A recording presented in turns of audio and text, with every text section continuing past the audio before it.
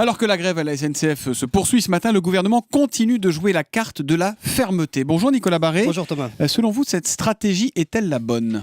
Oui, le gouvernement est parfaitement fondé à jouer l'opinion contre les grévistes. D'abord parce que cette grève ressemble à une prise d'otage par une minorité du personnel de la SNCF, emmenée par CGT Cheminots et Sudrail. Ensuite, parce que ce qui est au cœur du litige, c'est une mini-réforme. Ça n'a rien d'une révolution.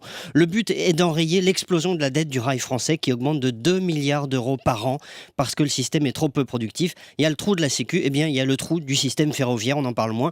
La dette atteint au total 40 milliards aujourd'hui, 2% du PIB. Et qui va payer si le rail ne se réforme pas ? Tous les Français. Autrement dit, c'est une grève d'une minorité contre l'intérêt général, ce qui prouve au passage que l'argument de la défense du service public dont se prévalent les grévistes est un peu une escroquerie intellectuelle, car sans réforme, c'est tout le système public auquel nous sommes attachés qui s'effondre. Évidemment, vous pensez donc que le gouvernement ne lâchera rien ? Alors espérons-le, mais ça suppose qu'il explique mieux les enjeux, et ce qui vaut pour la SNCF vaut pour le reste, les intermittents, le pacte de responsabilité. On voit bien qu'il y a une tendance dans la majorité pour s'opposer aux réformes au nom d'une certaine conception d'une politique de gauche. Là encore, on frise l'escroquerie intellectuelle, car on fait semblant de croire qu'il y a de l'argent, que les caisses sont pleines et que l'on pourrait faire une politique de relance, alors que ça n'est pas le cas. Oui, mais visiblement, ce sont des arguments qui portent, Nicolas. Ils portent, oui, parce que le gouvernement ne fait sans doute pas assez de pédagogie. C'est tout le problème de François Hollande depuis le début de son quinquennat, la pédagogie de la réforme.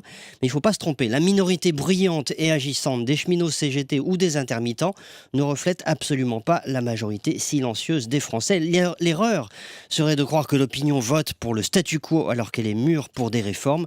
L'impopularité de la grève à la SNCF le prouve. Et là, on a une réaction étonnante à l'instant de Luc Châtel, secrétaire général intérimaire de l'UMP, qui lui demande, à contre-pied de plusieurs responsables de son parti, le retrait de cette réforme ferroviaire. C'est étonnant, c'est l'UMP, la droite, qui demande le... Qui recule comme à l'Éducation nationale. Et ben voilà, c'est dit. L'édito écho de Nicolas Barré, directeur de la rédaction des Échos, c'est tous les matins à 8h10 sur Europe 1. Demain, Nicolas. À demain.